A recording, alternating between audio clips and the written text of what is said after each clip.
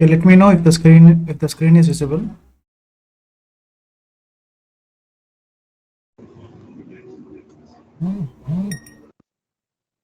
Okay then.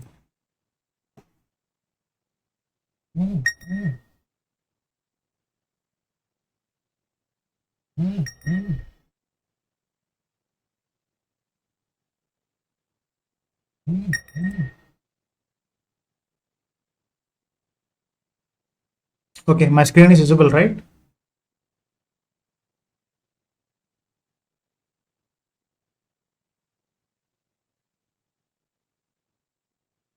Okay, let's get it started.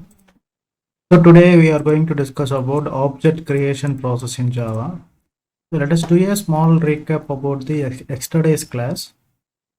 So in the yesterday's class, we were discussing about the static methods in Java. So I have given a brief explanation about static methods in Java. Okay. So when I say static method, when you define a method with a static keyword, it is going to be a static method, right? So when you see a static keyword, then the method itself can be defined as a static method. When you don't see static keyword, then it is a non-static method. The only difference is with the static method, you have a privilege to call the method either by creating an object, or you can call the method by directly using the class name. But for all non-static methods, object creation is mandatory. For all non-static method, object creation is mandatory. Okay, so it says you cannot invoke a non-static method by using the class name. That is the only difference. We have seen several examples yesterday, right? And again, there are four ways where a method can be built in Java. One is a method can be of no return type and no arguments, and it can have a return type with arguments, and return type with no arguments, and no return type with arguments. These are the method classification, and these are the four ways that a method can be built in Java. Okay, and here are the few examples that was discussed by us yesterday, right? That's it. So today, this is a very important topic: object creation process in Java, right? So we already know the object can be created by using the class name, and reference variable equal to new keyword class name followed by this opening and the closing parenthesis.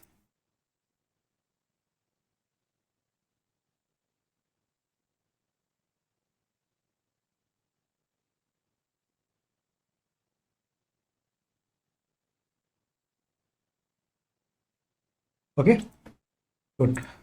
So now the question is, see, this part, especially this part, when I say class name followed by this opening and closing parenthesis, you can call this as a constructor. And again, what is a construction? We are going to discuss that now. Okay, I will give you a small briefing about the Java constructor. This part, especially the combination of the class name and the opening and the closing parent, what we call it as simple brackets. This part, combination of the class name and this part, is typically called as a Java constructor. When you combine this, you combinedly call this as a constructor. Even though you use the class name, it doesn't matter. So you completely you just take it as a single entity, class name followed by opening parenthesis. It is called as constructor. Okay, so let us give you a small briefing about Java constructors. Then we will discuss about object creation process in Java. Right. So when I say a constructor, so this is a simple class. I have a class. The name of the class is A, and I have a main method. Okay. When I say System.out.println, okay, main method, very simple program. Okay, so in the main method only one instruction is placed, which is it is going to display main method in the console. Okay. So when I talk about the object creation process, okay, we know that class name reference variable equal to new keyword, again the class name, this part is called as what? The constructor. Okay, so what is the output for this? It is everyone with the eyes can clearly tell us the output. What is the output for this following program when I do the execution? Tell me.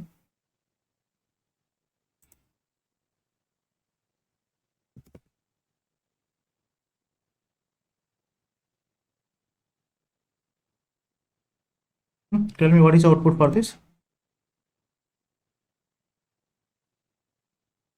Main method is output. Why error? Main method is output. We don't get any error, Jyoti. Main method is the output. Only one instruction is there. The object is created for the class A. Okay, now I will tell you what is happening behind the scenes. Okay, Java C space A dot Java space. The main method is output. There is no error. Okay, so what exactly happening behind the scenes? Okay, now we are discussing about this part, constructor. So when you see this, okay, this is the class name. By looking at A, you can say that okay, A is of class type. It is a class name. Okay, but when you combine, you look at A as well as the combination of A plus these brackets. We call this part as a constructor, Java constructor. Okay, what exactly happening behind the scenes? We will discuss that. Okay, let me open my paintbrush.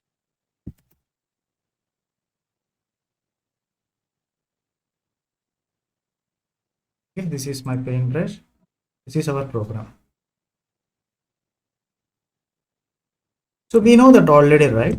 So this is the developer program, but compiler will do some changes, right? So when you give this to the compiler is going to do some changes. What kind of changes will be done by the compiler? Okay, it is really happy with our code, but it is going to do some changes. Okay, what are the changes that will be added by the compiler? Okay, so developer's code, compiler is going to do, is going to add extends object, first thing.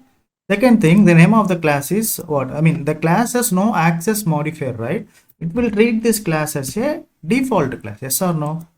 This class will be treated as what? Default class. By pronunciation, it is default, not by the keyword.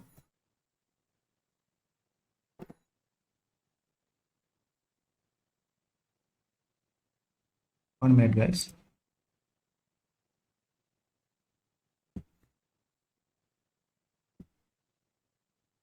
Okay, so this will be treated as a default class.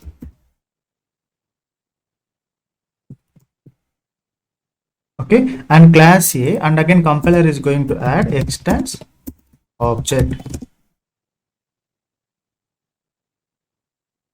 Okay, these are something that is happening behind the scenes. Okay, these things are added by the compiler. Okay, so the syntax is also correct, and apart from this, it is also going to add a constructor. What do I mean by constructor?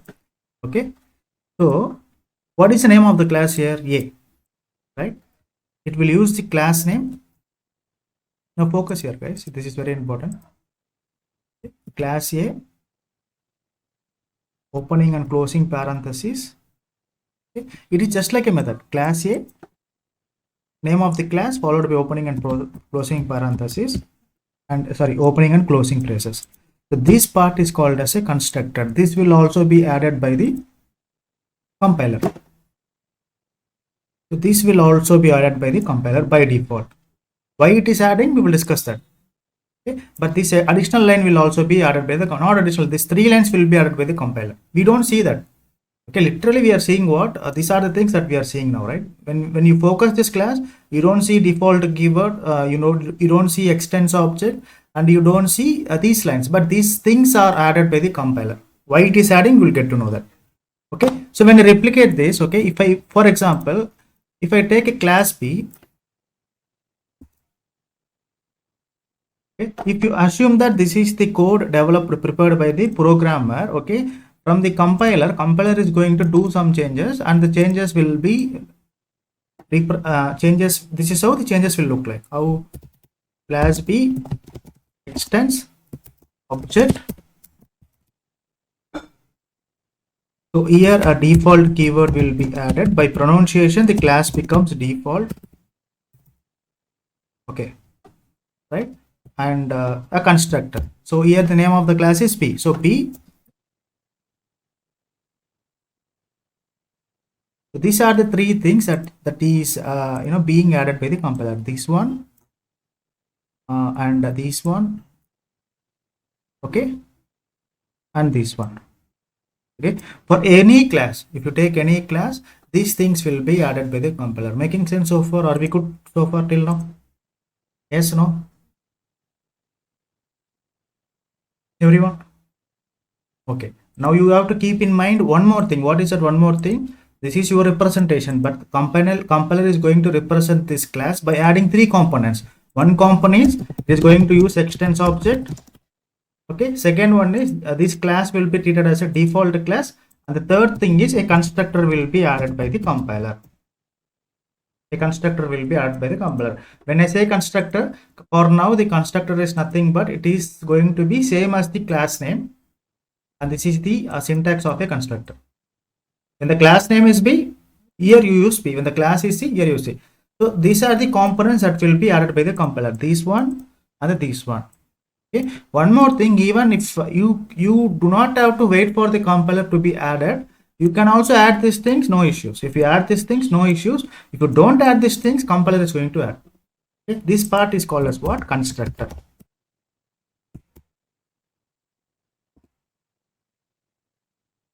Right. So now I will tell you. Now we will understand the control flow. See, again I am saying you can write this directly, no issues. If you don't write this, compiler will include this. You write, if you include this, no issues. If you don't include this, compiler will include this. Okay, let us include this by ourselves and see the consequences. How the output is going to be produced. Is there any impact in the output? Okay. Now if I run this, the output is going to be same. There will be no changes in the output, guys. Let me run this once again. Java C space a.java, Java space. We are getting the same output. But how the control flow is happening inside, that we will understand now. Okay, so let me take the same code.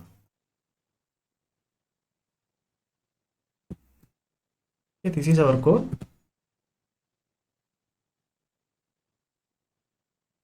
Okay, now focus here. This is very important. Okay, the main thread will be created. Main thread gets access to the main method. Okay, all the instructions inside the main method will get executed. Okay, if you look at the first instruction, okay, first instruction says object creation is the first instruction. Okay, always look at the right hand side after the assignment operator. Okay, always you have to look at this. Okay, new A. What does it mean? Because of this new keyword, a memory will get allocated. Firstly, in the memory level, something will get allocated because of this new keyword. Okay, and the name of this memory is going to be obj. That is the reference variable. Okay, obj. Okay, after the memory allocation, the control will be transferred to the A constructor. See, here we are using a constructor. A constructor. Okay, firstly the control will transfer to the A constructor, and all the instructions inside the A constructor will get executed. But if you see, there are no instructions inside the inside this constructor block. There are no instructions specified. Okay, but literally the control is going here. Control is traveling here. Okay, since it is not finding any instructions, the output is going to be blank. I mean, till now the output is going to be blank because there are no instructions given by us, right? So the point here is the control is traveling here and coming back. Then the main method is getting executed. The output is main method. Sir, what is the proof that the control is traveling here? What is the proof? I am saying that the control is traveling here, but what is the proof for us? Okay, I am giving you the proof now. Okay, let me create a statement here. System.out.println. I am writing here like proof that the constructor is being called. Okay, if I run this code, Java C space a.java, see, proof that the constructor is being called main method. Now, can I conclude that the control is not directly getting transferred to the next line, but First a constructor is called, all the instructions in the a constructor is getting printed or getting executed, then the control is coming back to the next line. Is it making sense now, everyone? Yes, no? Krishna Prasad, Chaitanya, Darshini, Jyotiyan, you want any explanation? Samyukta, Shashwant, Jyoti, yes. Making sense? Okay, like this. Okay, when I take a class B, now you have to answer me. Okay, when I take a class B, okay, these are the things, this can be added by you or the compiler. If you don't add this, compiler is going to add extends object. Okay, so this is the class B. If this is the class B, the name of the constructor should be what? B. Should be same as the class name. You cannot take any other name. B, B. If it is C, C. Okay, if you don't add this, compiler will add this, but compiler will add only what? Only add a constructor. Only it will add a constructor. There will be no instructions, but you have an option to add this constructor with instructions. Okay, the reason why I'm adding instructions here, that I am just showing you the proof that the control is being traveled to the constructor, then the remaining lines of the object creation is getting executed. Okay, since this is class B, object creation is what? Obj equal to new B. Right? Now I can say that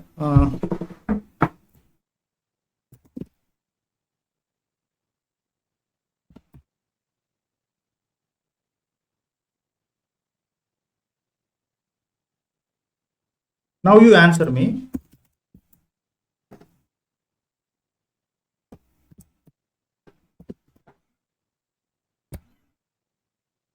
Okay. Now what is the answer in the console? If I run this, what is the output now? The program is very crystal clear. Okay, the control will always starts from the execution will always starts from the main method. If I run this, what is the output? How the output is going to be?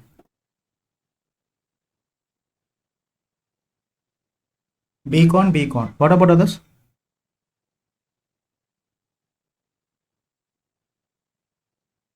Jyotish says beacon, beacon, beacon, beacon, beacon.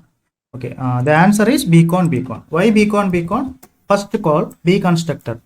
This will be called, beacon will be displayed in the console. Again, the second time object is being created, and again we are calling the B, so beacon. So two times beacon, right?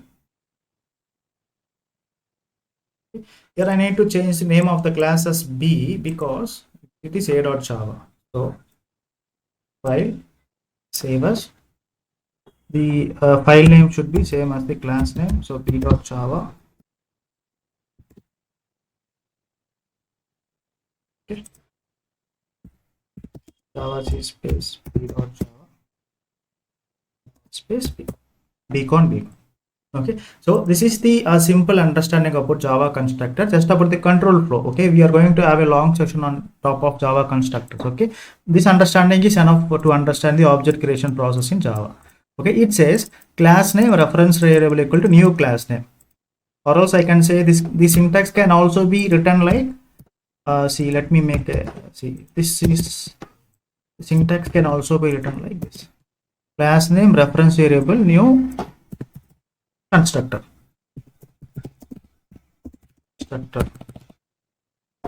Both are same. If I use constructor, it is same as class name followed by this opening and closing parenthesis. Okay, object creation process involves 3 steps, guys. Okay, object creation process involves 3 steps. Okay, the first step is the object creation process involves 3 steps. Okay, the first step is class declaration. Okay, second step is instantiation, and the third step is initialization.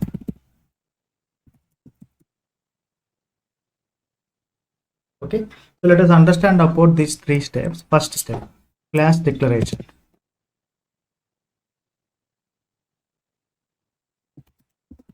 class declaration. Okay. So do you think that object can be created without declaring a class? Class declaration is always mandatory to create an object. Yes or no? Without class, without having a plan, I cannot construct a building, right? In the real-time example, without having a plan, I cannot blindly construct a building, right?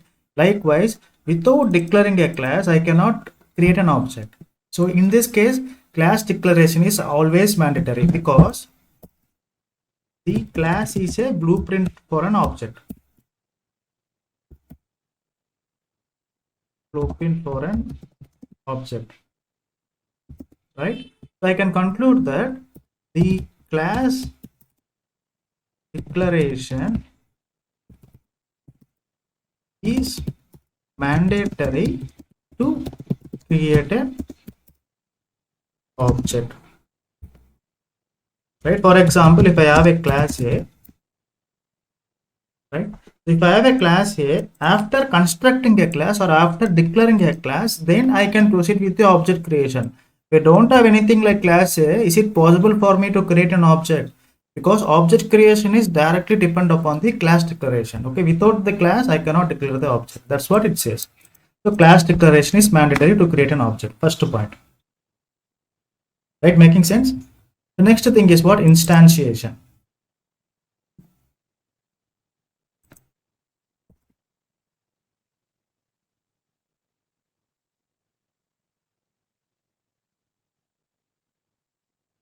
Instantiation, it is a process of, I can say that it is a process of creating an actual object in the memory. Actually, instantiation is the actual process of creating an object.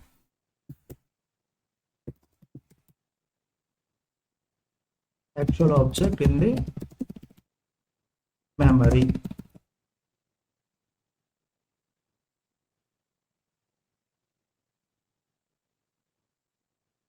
Based upon the blueprint of the class. Right. The third point is initialization. Okay, these things will make some sense after some time. Focus here. Okay. Initialization says actually after creating an object usually gets created with a new keyword. Okay, after creating this object, we need to assign this object to a variable. For example, when I have a class A, so when I have a class A, if I want to create an object, okay, if you want to create an object, I go with what? Instantiation. Instantiation says use the new keyword followed by the class name. Okay. New A. New A. It is called as what? Object creation. Okay. So declaration. A obj. A obj. Okay. This part is speaking about the declaration. Okay. This part is speaking about the object creation. Okay. When I talk about initialization, it is like obj equal to obj equal to new A. Okay. It says it involves assigning the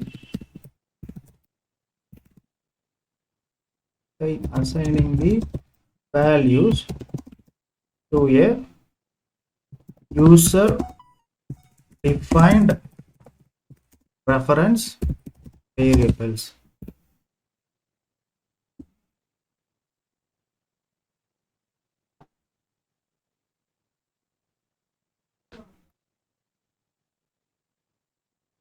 Okay, I can say that if I have a class A, okay, first you declare, the declaration says a obj, this is a declaration. Okay, second instantiation. Instantiation says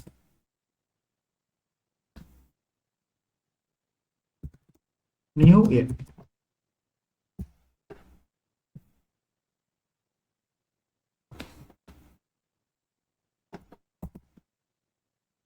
Third, object creation or initialization.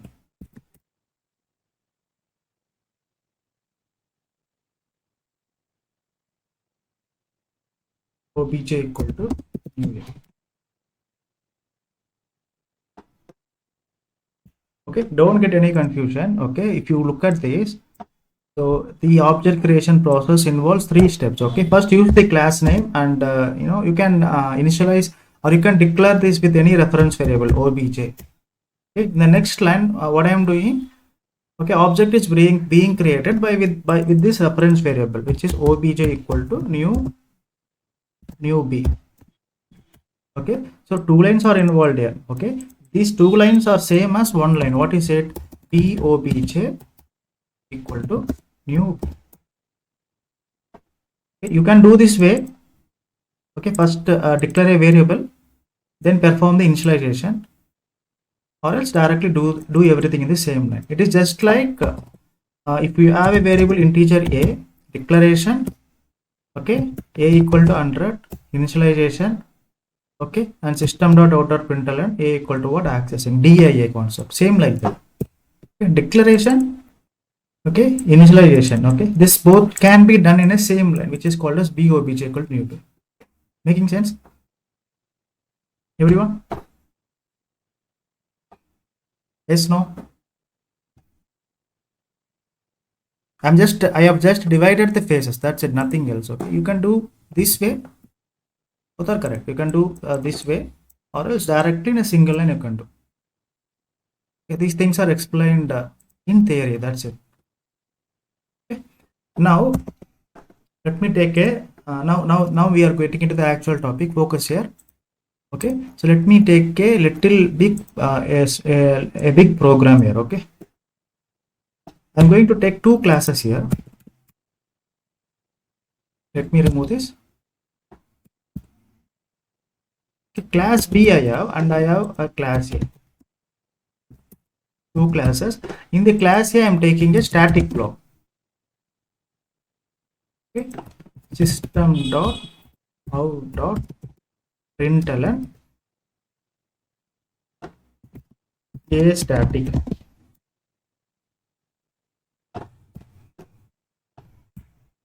Okay, so I am taking a constructor by myself. Okay, so the name of the constructor. Okay, when this constructor is invoked, I want to display something in the console so that I can ensure that the control is getting getting accessed by this. I mean, this constructor is getting accessed by the controller. Okay, a constructor, I'm saying a con. So I have a class a constructor I have. Okay, I have a static block inside the class A, and I'm going to take a method, void test method. Okay, a very big class. Okay, this is what? Test method. Okay. What are the entities that I have in the class A? I have a constructor I have a static method I have, I mean static block I have, not a method, static block I have, and I have also declared a test method. Okay, three components are there, three entities are there in the class A. Okay, so I am taking a class B. In the class B, I am going to have a main method here. Okay, main method. So in the class B, let me keep another static block here. B static. Okay, B static. So if I want to execute this test method, okay, if I want to execute this test method, just tell me one thing. I have two classes. Okay, this test method is placed in which class? Class A. Test method is placed in class A, or test method is constructed in class A. Right? When I want to execute this method, when I want to transfer the control to this method, okay, what object how the object needs to be created, on top of which class the object needs to be created, B or A? Answer me. Yeah, class A, I need to create object for the class A, then by using that reference variable I need to call that method, right? That is how it works. Okay, so now let us see, we know this b obj equal to new, sorry, a obj equal to new a. So object is created.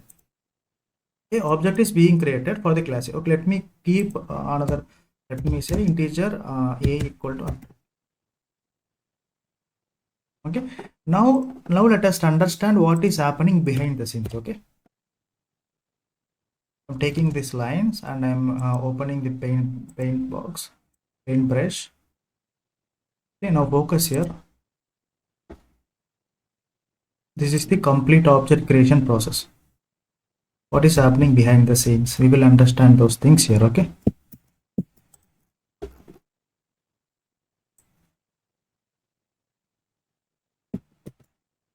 Let us increase the size to 20. Okay, let me separate these classes. We have class A. Okay, and I am taking class B next to this class A for the better observation. That's it.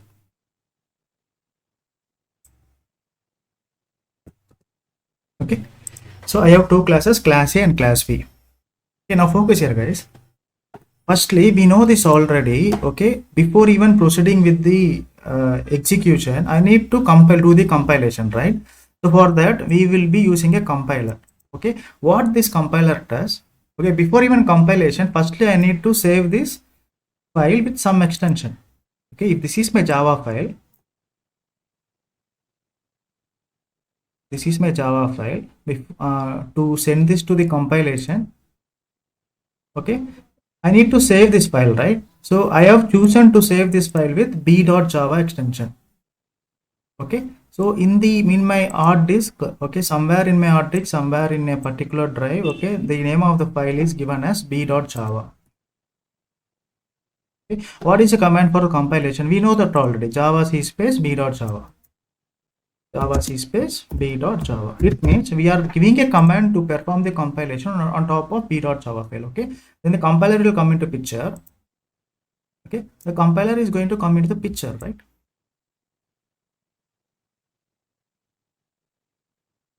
Okay. Compiler will perform the compilation. After compilation, what usually happens? This b.java file, okay, will be sent for the compilation. Okay, the compiler is going to produce how many dot class file? I want answers from you. How many dot class files will be generated by the compiler?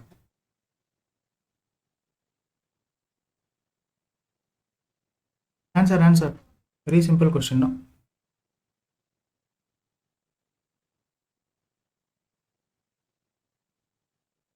Two dot class files, A dot class and B dot class. Okay. So two dot class files will be generated. Here we have A dot class, B dot class. Why two dot class files? Because we have two classes. That's why two dot class files. If you have three classes, three dot class files. Okay. So after this, what happens? Now the JVM will come into the picture. Okay. I am taking the JVM here. Okay. JVM is a very big thing. Okay, let me take it here only. Okay, so this is the JVM. Just imagine that this is the JVM. Okay, now interesting things will happen. This is the JVM. Okay, JVM will come into the picture. Okay, this is the JVM.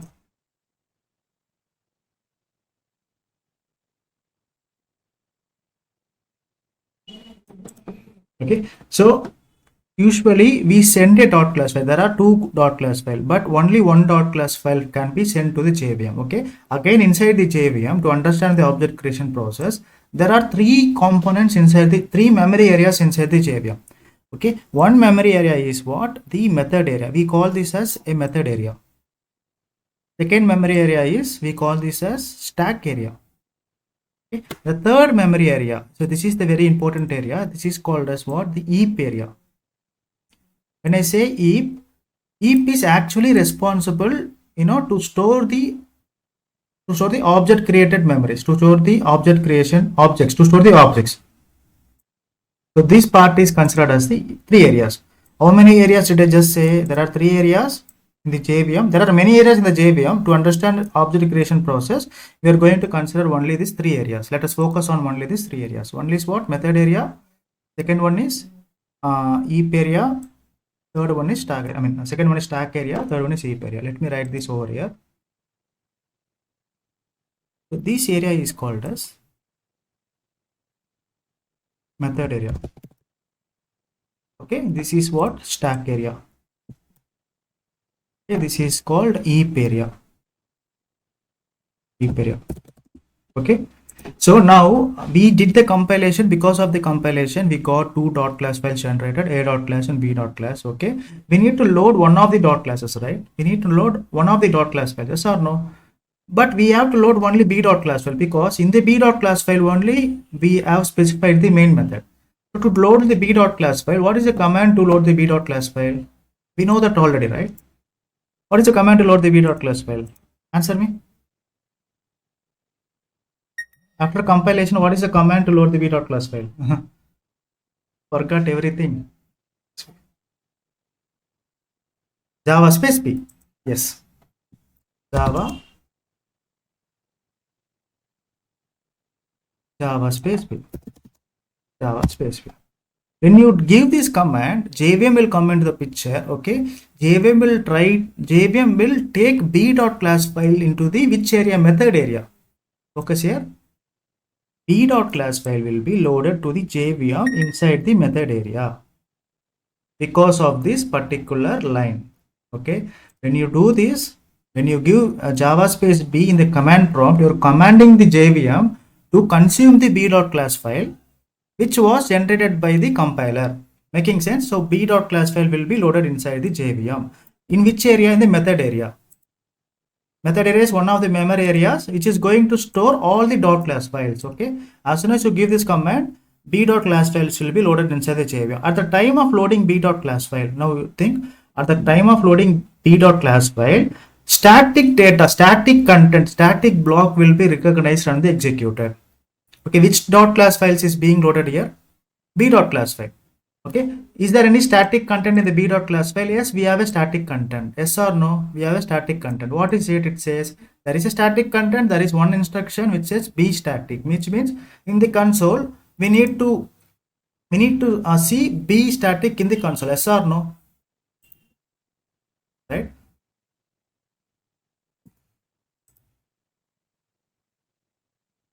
Okay, let us take this as console. In the console, we need to see b static in the console.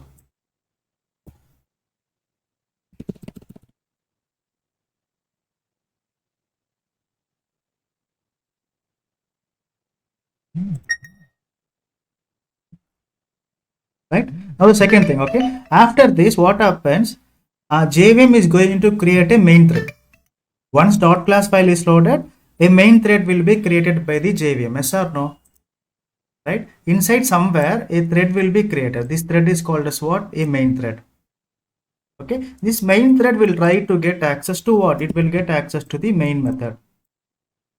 This main thread will try to get access to what? To the main method. Okay, this is where the main method is. Right, all the instructions in the main method needs to get executed. Now you focus, guys. Okay, so the first instruction says only one instruction is there. We are creating an object for the class A this time. Okay, now look at this. Now focus here. Okay, after the assignment operator, after the equal to operator, focus only on the right hand side. It says new A. It says what? New. We are using the new keyword.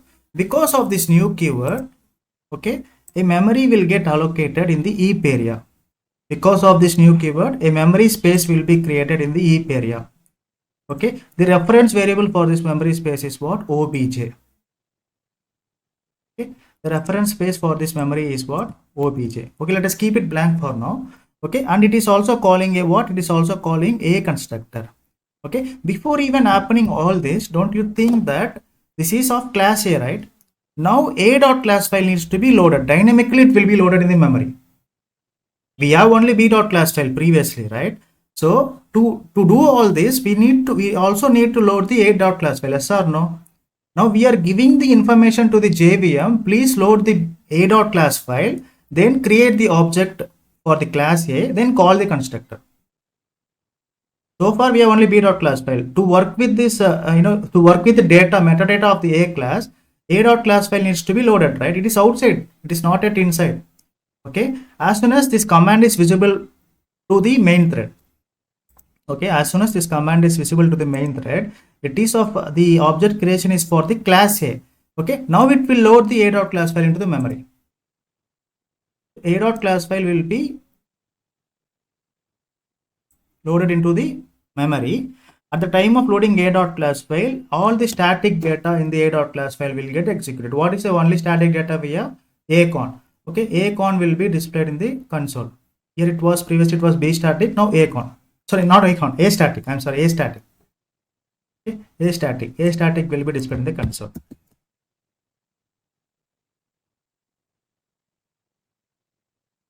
Okay, so a.class file is loaded. At the time of loading the bytecode to the method area, all the static content will be recognized and executed. There is only one static content, which is a static. So a static will be displayed in the console. After this, okay, it will check. Okay, this is the process of object creation. So we are using a new keyword.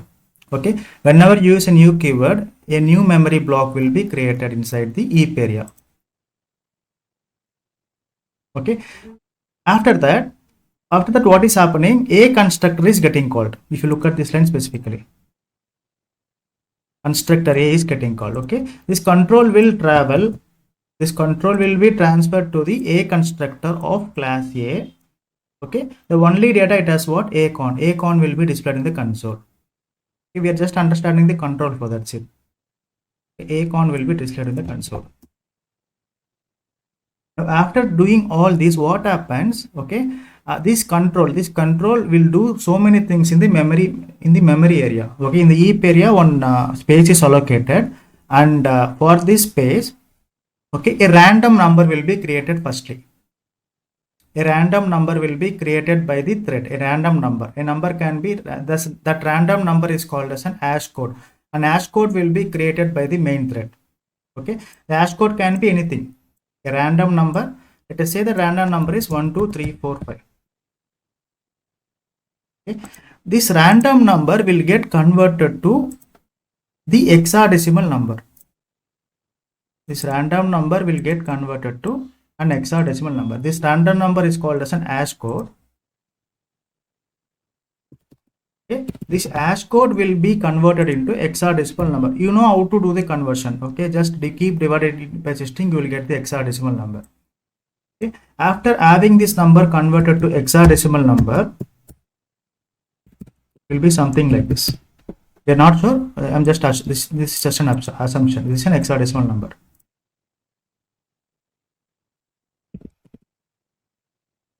Okay, the main thread is going to create a random code or random generated hash code for this particular memory space. Now let me put it in. For this memory space, an hash code will be created. The hash code will get converted to an hexadecimal number. Okay, this hexadecimal number is called as what? The reference variable. This hexadecimal number will be assigned to what? Reference variable. Okay, if you look at the stack area, is going to have this main method. Let me divide this.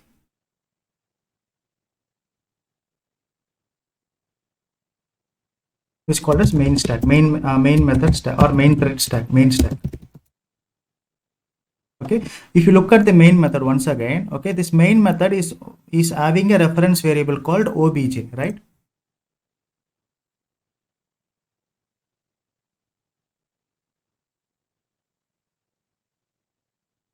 I can say that variable name, okay, value.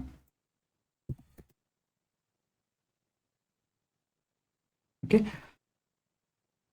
stack area is always going to hold all the methods, not only the main method. It is going to hold all the stack of the method. So since we are working with the main method, this main method will be loaded inside the stack area. This is going to store all the reference variables as well as the reference values.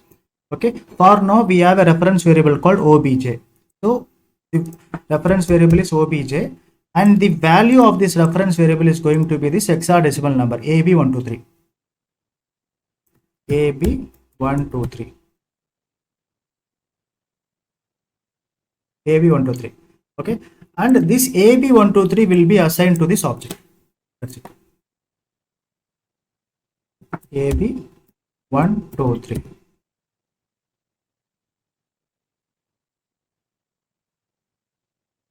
This AP123 is assigned to this object. So whenever you are calling obj, or whenever you are calling obj, whenever you are using obj in the system.out.println statement, okay, this reference value will be displayed in the console. As simple as that.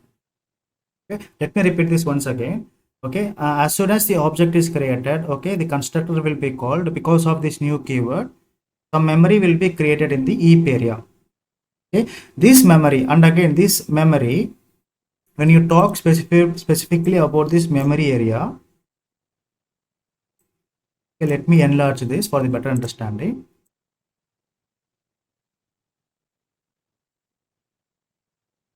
Okay, this is going to store all the instance variables and the methods. Okay, what are the instance variables that we have for this particular object? This object is of what? The class A type. Okay, in this object we have A equal to 100. Okay, and we have the method called test. Okay, so now if you look at this, A equal to 100, integer A equal to going to store what? 4 bytes of memory. 4 bytes of memory, and we have a method inside. Because we do not have to think about this static content as well as a constructor. They are already executed. These things are already executed. Static content is already executed, and the constructor is already executed. Okay, we have to think about the property which is A equal to 100 and the behavior which is a test, method, test data. Okay, so this A equal to 100 will be stored inside this particular object. Integer A equal to 100 followed by this method, test method. Okay, this has got a reference value. This has got a reference value which is AB123. AB123. Okay, this AB123 is a reference value for the reference variable obj. Why obj here? Because this is what the obj is. This is a reference variable. For this reference variable, this is a reference value. Okay, so when I do system.out.println,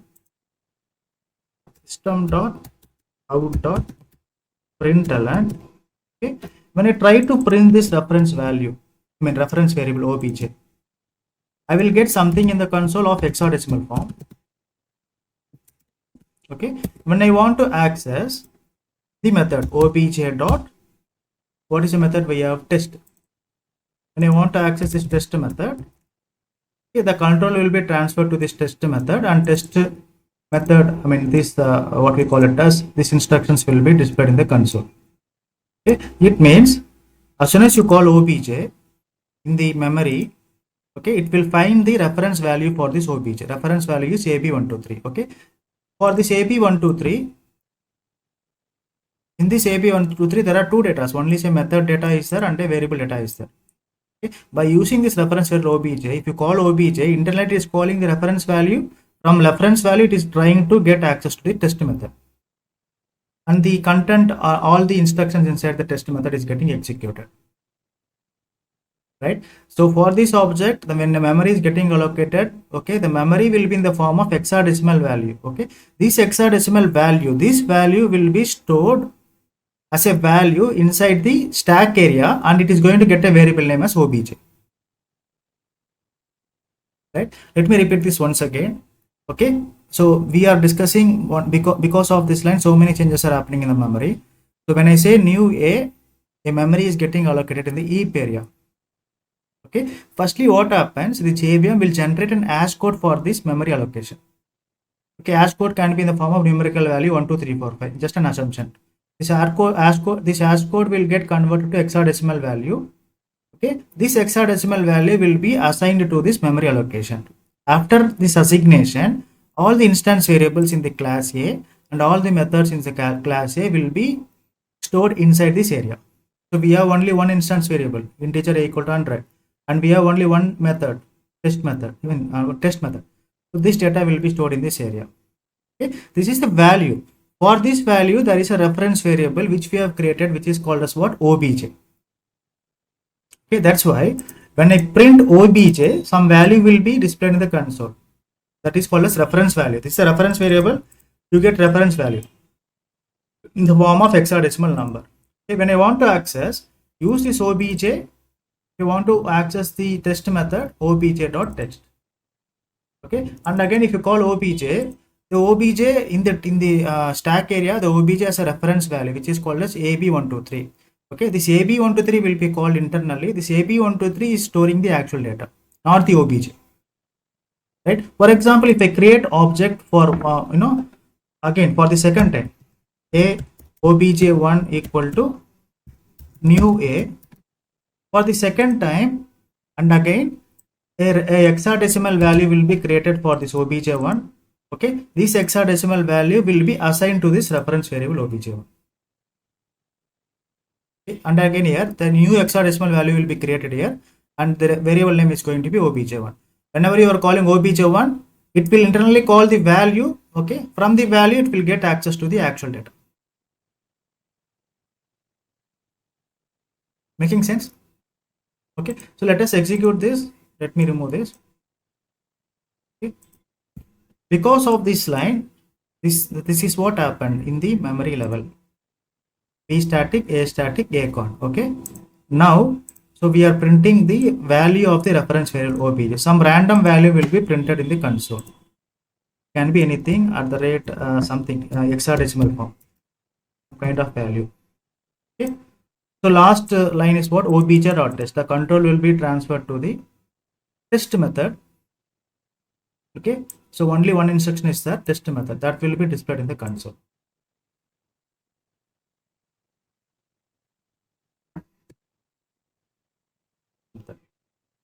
If I run this, if I get this as an output, then we are good with the object creation, or else we need to do some changes. Java C space B.java Java space B. See, B static, A static, A con, some hexadecimal number.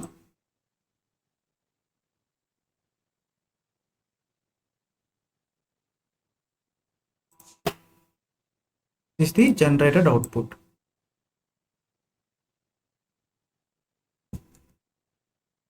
Making sense? This is the reference value. This is reference value for the variable what? For the variable obj.